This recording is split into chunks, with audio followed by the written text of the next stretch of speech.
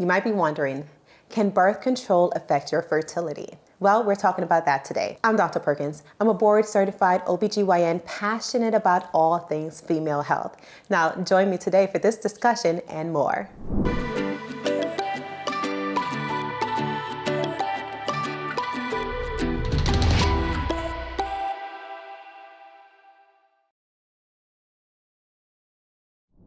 By the end of this video, you'll have an understanding of fertility, how that changes from males to females, and how birth control affects that in the future.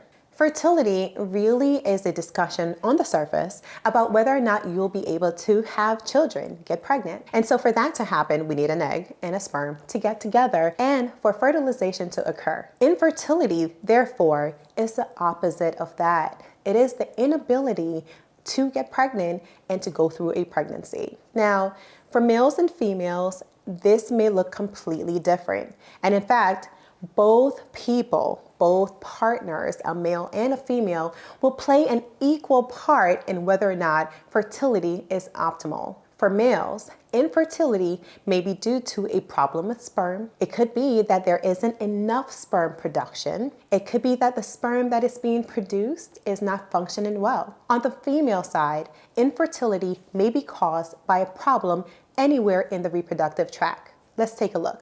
In general, this is a model of the female internal system, and this incorporates many different organs. We're looking at the uterus here. The bottom portion of that is the cervix, 2 fallopian tubes, and the ovaries, of which we have 2, 1 on each side. If there are any problems along this entire model, infertility may occur. You can have a blockage to the bottom portion of the cervix. You can have a problem on the inside of the uterus. That could be fibroids, it could be having polyps or growths on the inside of your uterus, as well as things like adenomyosis, which is a problem with the structure of the uterus. You may also have blockages to your fallopian tubes. That could be caused by endometriosis or having scar tissue from previous surgeries like a C-section or removing a cyst from the ovary in a previous surgery. You can also have a problem with the ovary in that you're not producing enough eggs to ovulate, or the eggs that are being produced are not being released from the ovaries. In general, this can be linked with you having an overall hormone imbalance. Now, let's talk about these things a little bit further.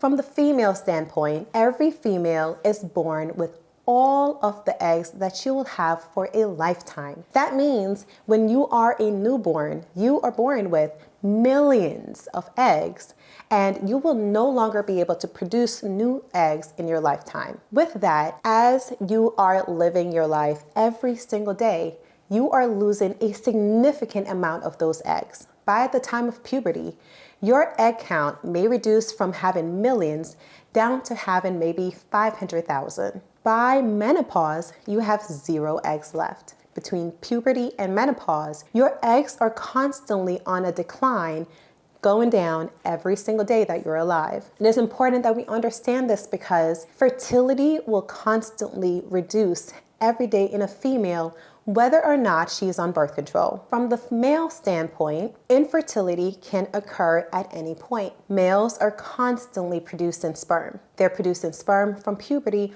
all the way until whenever they leave this earth. With that, if there are any traumas or insults to a male system, he may transition from being in a state where he's completely fertile to a state that he's not fertile anymore. Because of that, if you as a couple or your partner are struggling with fertility and you're concerned, it is very important that both people are checked, both the female as well as the male, because infertility is equally due to the male and the female.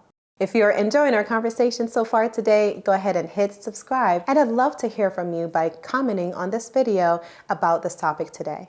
Let's talk about birth control and how it may affect your system. There are so many different types of birth control, all on the female side. We're still waiting and hoping that males will have birth control as well, but we're not quite there yet. In the meantime, let's understand how birth control in general works. There are many different types of birth control. Hormonal birth control includes pills that you take on a daily basis. a patch that you can use on your skin 7 days at a time, a vaginal ring that goes inside of the vagina and stays there for 21 days, so you're using this monthly, an injection that lasts for 3 months at a time, an implant that may go right below the skin on your arm that you can use up to 3 years, the IUD or intrauterine device that goes inside of the uterus and can stay there for up to 7 years. Now, there's also a version of the IUD that has absolutely no hormones in it. This version is called the Paragard. It lives within the uterus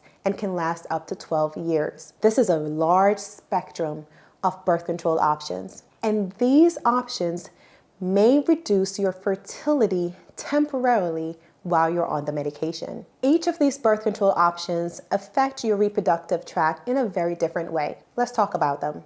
The pills, patch, and the ring may decrease your ovulation, cause changes to your uterine lining or your cervix that will decrease the likelihood of pregnancy occurring, or may prevent sperm from fertilizing the egg. The implant or Nexplanon that goes into the arm may cause the lining of your uterus to become thin. A thick endometrium lining is needed for pregnancy to occur. The hormones in this type of birth control is predominantly progesterone based. This may cause the cervix to have a thicker mucus to help block sperm from passing through and get into the fallopian tubes to fertilize an egg. The depot injection is very similar in that it thickens the cervical mucus to block sperm from coming through, as well as suppressing your overall ovulation. IUDs in general will block ovulation and prevent fertilization from happening. During the time that you're on any of these birth control options that are hormonal based, know that your fertility is decreasing, as I mentioned earlier. During the time that you're on them, your fertility is decreased. However, upon stopping or discontinuing these medications, your fertility will return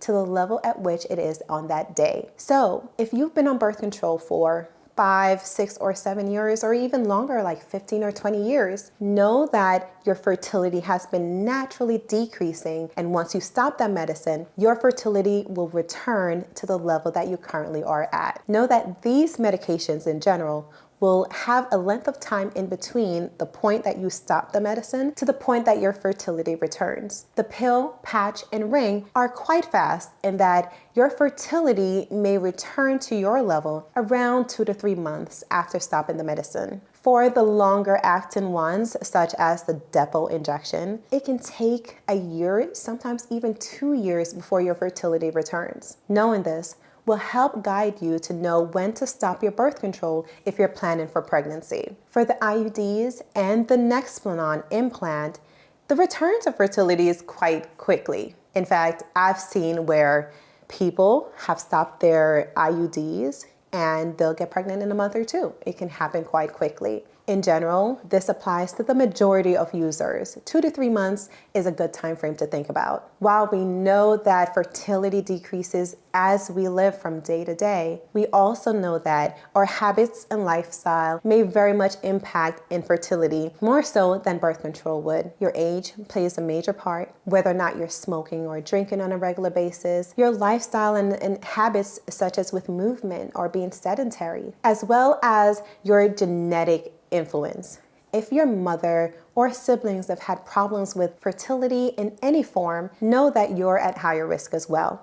I hope that this all made sense to you today, and that in your journey to fertility, that this may aid you in your decision making. I do have a special free gift to offer you today, and this is my ebook, Hormones Don't Lie. This ebook may help you to balance your body, increase your fertility, and overall impact the way that you live your life. Go ahead and check it out by clicking the link below. I'm Dr. Perkins. It's been a pleasure. Thank you for being here.